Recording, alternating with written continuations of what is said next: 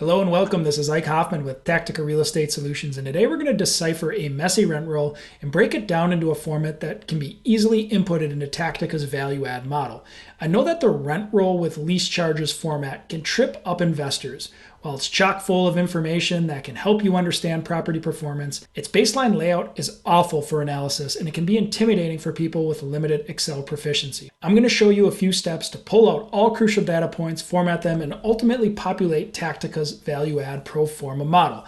I plan to release similar videos in the future that are going to cover analyzing the move-in data, creating a lease expiration schedule, and also exploring concession and ancillary income data as well. Those videos will be linked below upon publishing.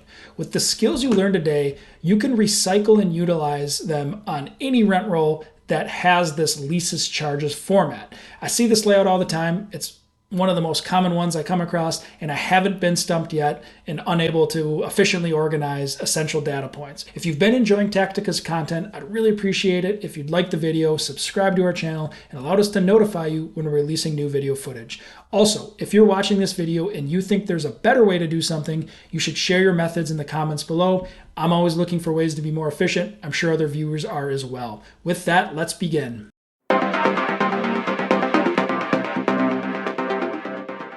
We're in the Renovations tab of Tactica's Multifamily Value Add Proforma model, and we're going to need to get a few pieces of critical information from the rent roll to be inputted into this tab. First and foremost, we need floor plans, and then for each one of those unique floor plans, we'll need the count, how many of each unit are there, the average square footage, and the average rent.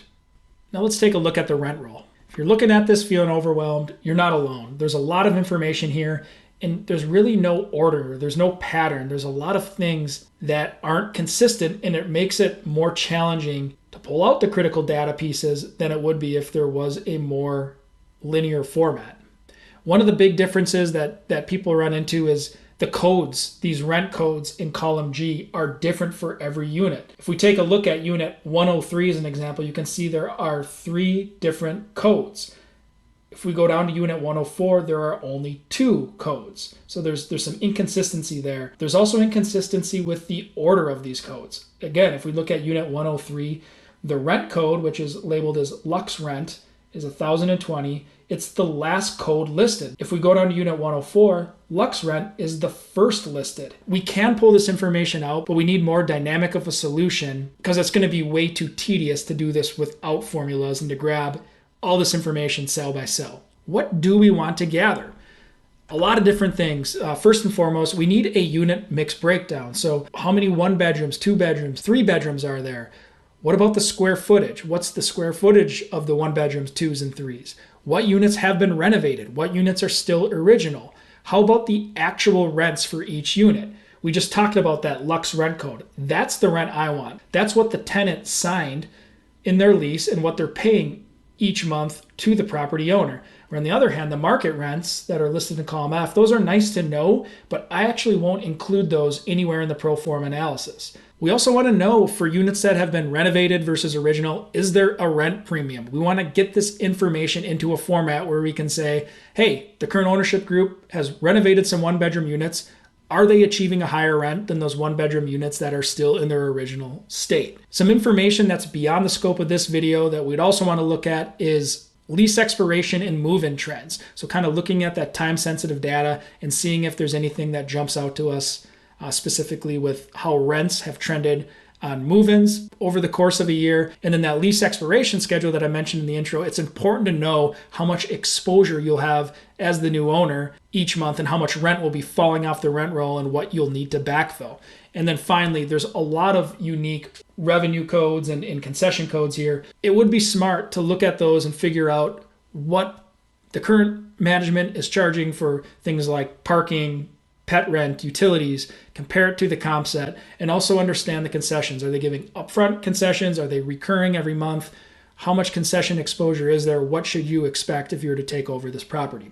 The final thing I want to mention before we dive into the actual analysis is there is economies of scale here. The rent roll we're looking at is only 27 units, but it doesn't matter whether it's 270 units or 500 units.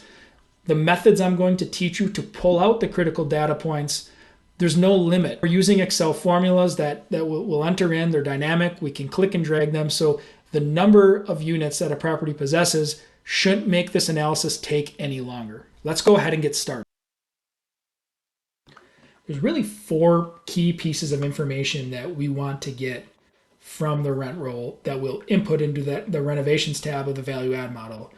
So we're going to need to get the units. We want to pull out the unit types, the square footage, and then we want to get this actual in-place lease rent.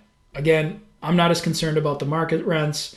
It's sometimes good to maybe compare what they're actually getting compared to the market rents, but for the purpose of the pro forma analysis, I'm going to go directly to the actual in-place lease rents, and those are deciphered by this Lux rent code here.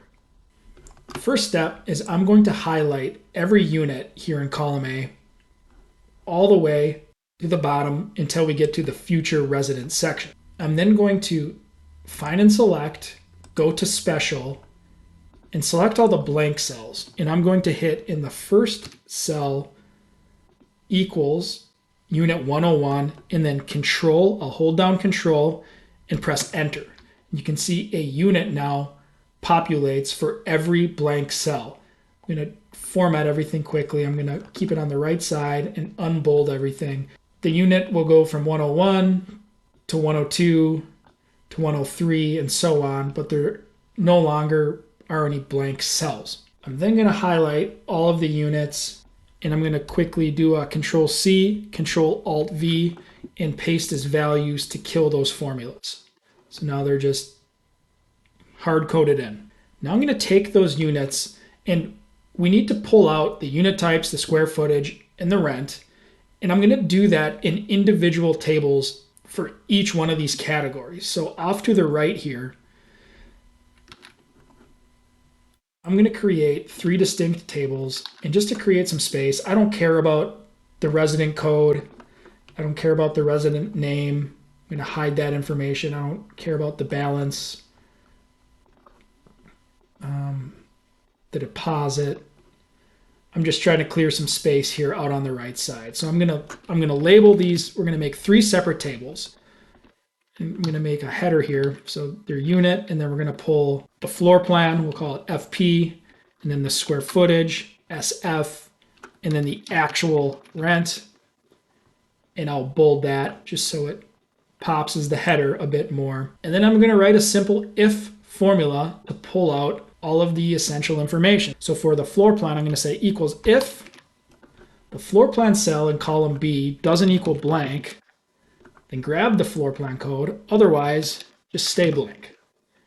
And then I'll drag that formula all the way to the bottom, and all of the respective floor plans are now adjacent to the appropriate unit number. I'm going to do the same thing for square footage. Equals if square footage doesn't equal blank in column C, then grab the square footage, otherwise leave it blank, and then we'll drag that all the way to the bottom. And then finally, the actual in-place rents will need a slightly different formula, but we talked about it earlier. There's a unique code for the rent, and it's called Lux rent. And every rent roll you're in with this format will have a unique code. This formula works, but you just need to change it slightly so you're referring to that specific code in whatever rent roll you're in. So I'm going to say equals if the code name equals parenthesis Lux rent parenthesis. If it does, grab the amount off to the right. If not, leave blank. Drag that all the way to the bottom. And now all the actual in-place lease rents are populating. I'm going to highlight all the data. I'm going to Control C, Control Alt V, and paste as values to kill the formulas once again. Now I'm going to sort each table to get rid of all of these blanks. So I'm going to highlight the header here. We're going to sort. We're going to do a custom sort. We're going to expand the selection. We're going to sort by floor plan, and we'll go from Z to A so that all floor plans are on top. I'm going to do the same thing for square footage, sort and filter, custom sort, expand the selection. A to Z, we'll put all of the square footage on top, all of the populated square footage on top, and one more time, custom sort, expand the selection. We're going to sort by actual rent from A to Z. Now all the crucial information is at the top of the table. I'm going to go ahead and center everything just so it's a little more uniform. and we can ignore all those blank entries below it. Now the final step is I want to combine all of these individual tables into one final table, and that's what we'll create a pivot table from, where we can eventually copy and paste directly into Tactica's value add model. So I will grab all of the units here again in column A, and off to the right, I'm going to paste them. And then I'm going to go to the Data tab, remove duplicates, click OK. 104 duplicates were found and only 27 remain. There's only 27 units at the property. That's what we're looking for. And I'm going to create some labels now for this final table. So we're going to do the floor plan, the square footage, the actual rent. Copy and paste those. I'm going to go ahead and preemptively center all of these columns. And then it's just a simple VLOOKUP to pull the data from these individual tables into our main table. So I'm going to do VLOOKUP. The lookup value is going to be the unit in column Y. I'm going to lock the column. You'll see why here in a second. Then we're going to grab all the floor plan data. We don't need to worry about the blank ones. Just go through the last entry in column Q. We'll lock that range. We're going to grab the second column of the array because we want the floor plan to populate. And then the last argument is false. And we can drag that all the way down and through. I'm just going to slide this formula over to square footage, and then I just need to take the data range and drag it over to the square footage table, and then drag it down, and then actual rent. I'm going to do the same thing. Just drag it over to the actual rent table, drag it down. You notice there's some error messages. These are units that are either a model or vacant, so there's no rent code, so it's firing an error. I'm going to adjust this formula slightly. We'll just put an if error statement in front of the VLOOKUP. And if there is an error, if there's a vacancy or a model or non-revenue generating unit, just show up as blank. And then I'll drag that formula down. And then the final step, you can probably guess it. That's Control-C, Control-Alt-V as values to kill all those formulas. Let's talk about the floor plans for a second. There's a few different things going on. The most important thing to note is it looks like there's been some renovations happening. You can see, for example, Unit 104, there's a lowercase r at the end of that code. That's very common in this rent roll format. When a group's been doing renovations, they'll usually put an R there, a PR if they're doing partial renovations or lighter cosmetic work. We're going to want to bifurcate what's been renovated and what's original. Once you look at a bunch of these rent rolls, it's almost second nature, but it's clear to me that A units are 1 bedrooms, B units are 2 bedrooms, and C units are 3 bedrooms. And so every single unit there's a pattern here with the code. It's LL, which means luxury lofts, underscore, and then the unique floor. Unit 1 is a 1 bedroom, and Unit 2 is also a 1 bedroom, but they're different floor plans under the 1 bedroom umbrella. This property isn't too daunting. There's not a lot of unique floor plans, but a lot of times, like on newer construction, there might be 20 to 25 different 1 bedrooms or 10 to 15 different 2 bedrooms. And it might be a little too overwhelming to put in the floor plans into the value add model like this. You could totally do it, if there's only like 5, 6, maybe up to 10 unique floor plans. It's harder to digest the information. So I always like to take this individual floor plan information and kind of build it up into a general unit type. And in this example, I'm going to even take it a step further, and let's create a key for not only the unit type, but we want to know whether a unit has been renovated or not as well. The first thing I'm going to do is I want to dedicate a column to telling me whether or not a unit has been renovated or not, and just make it more apparent. That little lowercase r isn't really doing it for me.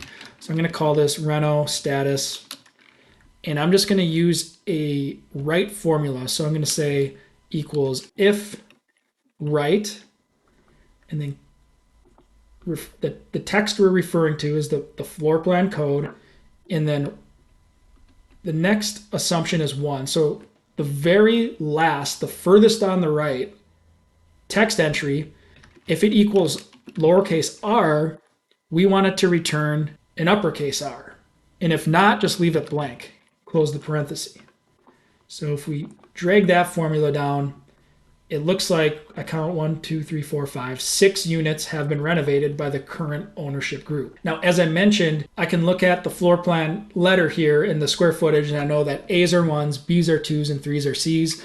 If you're new to this, there's usually going to be a key. And if you have a broker's offering memorandum that shows all the individual floor plans and what general unit type they fall under, you can also verify on the website as well. Most properties, especially if it's a newer one, they have a site, they have all their floor plans online, and you can verify there. So what I'm going to do here is we're going to create a little key. We're going to say A, B, C. We're going to call A's 1 bedroom, B's 2 bedroom, and C's 3 bedroom. I'm actually going to slide this over to the left a little bit, and I'm going to insert another column. This column will tell us our general unit type. So what I'm going to do is a VLOOKUP. I'm going to say VLOOKUP, and our lookup value, we want to refer to the floor plan cell, but I only care about the letter A, B, or C.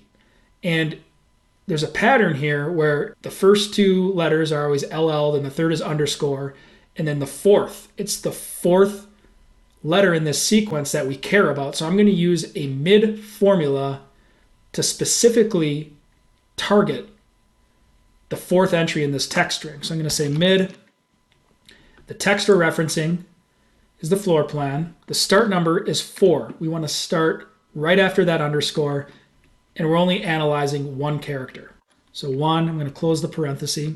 And then the table array up here, we just made this little key. I'm going to lock those cell ranges. Want the 1 bedroom, 2 bedroom, or 3 bedroom to populate. So we're going to grab the second column there, and then false. I'm going to hit the and sign, and then we're just going to grab the reno status right next to it. It's either going to be blank or an R. And then hit enter. And then we can drag that all the way down. So now we have a nice generalized unit type breakdown: 1 bedroom, 2 bedroom, 3 bedroom, and also whether or not the unit has been renovated or not. And one more time, I'm going to highlight this table, Control C, Control Alt V, and paste his values. Now let's create our pivot table. So I'm going to insert a pivot table. We can do that on a new worksheet. That's fine. And now we can take that gen type column we just created, and that can be our row argument. So we have 1 bedrooms, 2 bedrooms, 3 bedrooms. 2s come before 3, so let's move those 3s to the bottom. And then let's also move the gen type to the value. So now it's going to count how many 1s, 2s, and 3s there are. And then we can take the square footage. We want to do an average square footage calculation for each one of those general unit types. And then the actual rent as well. And again, we'll do the average. So this is the information that we can grab, copy and paste, and put it right into Tactica's value add model. One thing that's nice about this format is we have the 1 bedrooms renovated. You can see that there's a nice little premium here. If we look at the actual rents, let's actually let's change this format so it's a little easier to read. I'm going to do a number format. We'll do a currency with no decimal places. Okay. So yeah, the renovated 1 bedroom is getting $1,110, while the unrenovated 1 bedroom is getting $1,000. There's a nice premium for 2 bedrooms and 3 bedrooms as well, so that's a good sign. As I mentioned earlier, there aren't a ton of unique floor plans in this analysis, so I'm actually going to backtrack here. I'm gonna take the gen type out of the row argument, and I'm gonna move the floor plan in. I just personally, with only, it looks like there are only 10 unique floor plans. So it's not overwhelming, and it would just be, for me, it would be more insightful to know how an A1 versus an A2 rents, A1 renovated, A2 renovated, B1 or B2. It's better information. So I'm going to go ahead and I'm going to just organize this information a little bit. I want all the renovated units at the end. So we'll do the A1 first, the B1 renovated, and then the C1 renovated. So finally, we can take that information. I'm just going to say Control C. We'll minimize the screen here, go right back into the renovations tab of the value add model. Control Alt V, paste his values right here. And we can now go through and put in our premium assumptions, our capital assumptions. Obviously, it's going to require a rent comp analysis as well to determine what those potential premiums could be and what other ownership groups have accomplished in the submarket. But it's a very easy transition to get this information into the renovations tab once you make that pivot table. A couple of other things I want to point out on the rent roll. If we come back and we look, we scroll all the way to the bottom, there's a nice little summary here. It's going to tell us how many vacant units there are. You may have noticed on the value add tab there's an assumption for how many vacant units there currently are. There's 3 vacant units, and then there's 1 unit that's being used as a model, so technically it's vacant. If we go back to that tab, I'm going to hide the rows that we're not using. We could type in the vacant units here, so there are technically 4 vacant units. And then the final thing I want to point out, when we pulled out all of the actual rent codes here in column W, all of these Lux rent codes add out to $25,841. You should be able to compare it to the Lux rent code, and they should add out. That sums up the video. We took a rent roll that had messy, inconsistent information, we organized it, and we put it into a format that can be easily copied and pasted into Tactica's multifamily value add model. The key is pairing unit numbers with the individual data points, creating separate tables for each metric you want to pull out, and then aggregating those separate tables into one main table, and then inserting a pivot table. Remember, you can recycle these skills on any rent roll that shares the same format. I also want to remind you, if you think there's a better way to go about doing this, please let me know in the comments below. Actually, for my personal rent roll breakdown, I use macros. I assume most people watching this video maybe aren't as familiar with macros, don't want to spend time in the VBA editor editing code. It could make it more complex. So I even slightly changed my method to create this video. I don't think it materially adds more time, but there's more than one way to do this, and I would love to hear different ideas, and I'm sure other viewers would as well. I plan to release similar videos on a later date that are going to cover analyzing the move-in data, creating a lease expiration schedule, and then exploring those concessions and other ancillary income codes, and make some determinations on what's been happening historically at the property and how we can use that information in our Proforma analysis.